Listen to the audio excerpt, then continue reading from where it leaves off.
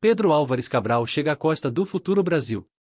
Na manhã de 22 de abril de 1500, a armada comandada por Pedro Álvares Cabral, então com 32 a 33 anos, avistou um Monte Redondo, a que chamou de Pascoal por estar na semana da Páscoa.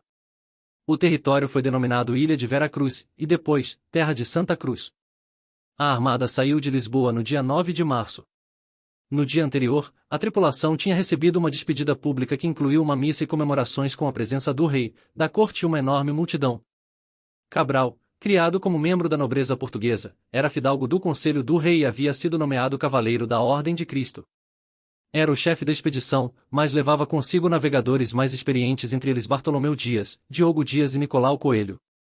A expedição era composta por 3 embarcações e cerca de 1.500 homens, entre os quais 700 eram soldados, embora a maioria fosse composta por gente comum sem nenhum treinamento militar. Era a maior esquadra portuguesa enviada para navegar o Atlântico. Estima-se que tivesse mantimentos para cerca de 18 meses. Como recompensa por liderar a frota, Cabral tinha direito a 10.000 cruzados, a antiga moeda portuguesa equivalente a aproximadamente 35 kg de ouro, e a comprar 30 toneladas de pimenta, às suas próprias custas, para transportar de volta à Europa. A pimenta poderia então ser revendida à coroa portuguesa, livre de impostos. Ele também foi autorizado a importar 10 caixas de qualquer outro tipo de especiaria, livre de impostos. Embora a viagem fosse extremamente perigosa, Cabral tinha a perspectiva de se tornar um homem muito rico caso retornasse com segurança para Portugal com o carregamento. As especiarias eram raras na Europa de então e intensamente solicitadas. Durante a viagem, uma primeira perda, e no dia 23 de março, a nau comandada por Vasco de Ataíde, com 150 homens, desapareceu sem deixar vestígios. No dia 9 de abril, a frota cruzou a linha do Equador e, navegando rumo ao oeste, afastou-se o mais possível do continente africano. No dia 21 de abril, os marujos avistaram algas marinhas, o que os levou a acreditar que estavam próximos da costa. No dia seguinte, 22 de abril, avistaram um monte que batizaram de Pascoal. O litoral onde Cabral aportou, correspondendo hoje ao litoral da Bahia, era ocupado por 2 nações indígenas do grupo linguístico Tupi, os Tupinambás e os Tupiniquins.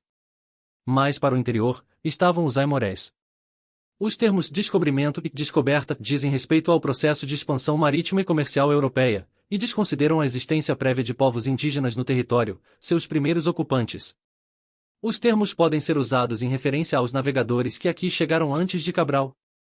A data de 22 de abril simboliza a tomada de posse do território pelos portugueses e o início da sua exploração e posterior colonização. Essa data, contudo, permaneceu desconhecida até 1817, quando foi encontrada a Carta de Pero Vaz de Caminha entre os documentos trazidos pela família real ao Brasil, em 1808. Até então, considerava-se o 3 de maio como data do descobrimento, conforme indicado pelo historiador português Gaspar Correia.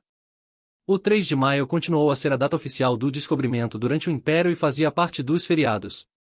Com a República, o 3 de maio foi reconhecido por decreto de 1890 e mantido como feriado alusivo ao descobrimento. Somente em 1930, por decreto de Getúlio Vargas, que se extinguiu o feriado de 3 de maio e foi instituído o dia 22 de abril como o dia do descobrimento do Brasil. As descobertas de Cabral e até mesmo o local onde ele foi enterrado ficaram esquecidos por quase 300 anos. Na década de 1840, Dom Pedro II patrocinou pesquisas e publicações sobre a vida e a expedição de Cabral através do Instituto Histórico e Geográfico Brasileiro, AIHGB.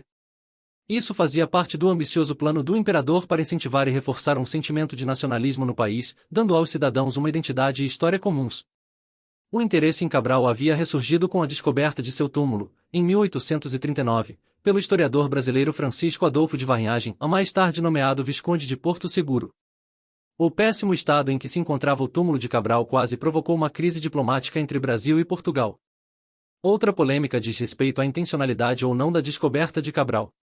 Por muito tempo, havia o consenso de que a descoberta tinha sido um acidente. Foi o imperador Dom Pedro II, durante uma sessão do IHGB, em 1854, que levantou a questão perguntando aos pesquisadores se a descoberta poderia ter sido intencional. Desde então, vários estudiosos apoiam a ideia, tais como Varnhagen, Capistrano de Abreu e Pedro Calmon. A hipótese da intencionalidade baseia-se no conhecimento náutico dos portugueses e nas suspeitas anteriores da existência de terras no Atlântico Sul. Não existem, contudo, provas irrefutáveis que a comprovem.